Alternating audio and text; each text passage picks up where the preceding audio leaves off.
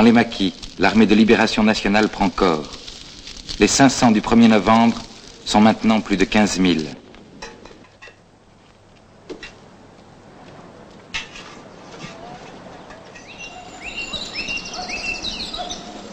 Des armes parviennent de l'extérieur, de Tunisie et du Maroc indépendant depuis quelques semaines.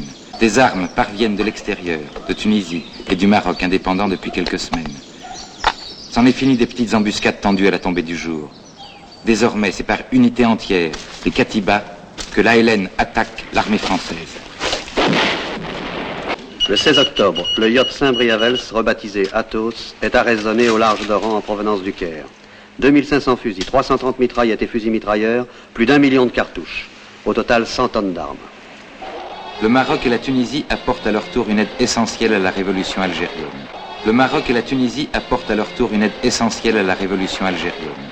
Le Maroc et la Tunisie apportent à leur tour une aide essentielle à la révolution algérienne. Le sultan Mohamed V, Habib Bourguiba et les délégués du FLN tiennent à Tunis une réunion au sommet. Nous devons alerter la conscience universelle et la conscience du peuple français pour qu'il soit rapidement mis fin au conflit qui ensanglante l'Algérie. Des centaines de milliers d'Algériens ont préféré l'exil au village de regroupement. Au Maroc, en Tunisie, ils s'entassent dans les camps du Croissant Rouge. Les hommes valides rejoignent l'ALN. Les vieillards, les femmes et les enfants sont regroupés à Nador, à Gardimaou, à Saquet, aux abords des camps du FLN.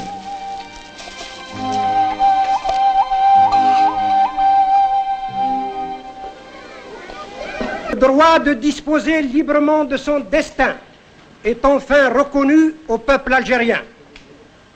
Cette évolution n'a été possible que parce que depuis 5 années, le peuple algérien résiste victorieusement à l'une des plus sanglantes guerres de reconquête coloniale. Elle n'a été possible que parce que le Front de libération nationale et l'armée de libération nationale poursuivent et poursuivront, s'il en était nécessaire, le combat libérateur. Elle n'a été possible enfin que grâce au soutien de tous les peuples frères et amis, elle n'a été possible enfin que grâce au soutien de tous les peuples frères et amis, elle n'a été possible enfin que grâce au soutien de tous les peuples frères et amis et à l'appui de l'opinion publique internationale. Des armes parviennent de l'extérieur, de Tunisie et du Maroc indépendant depuis quelques semaines.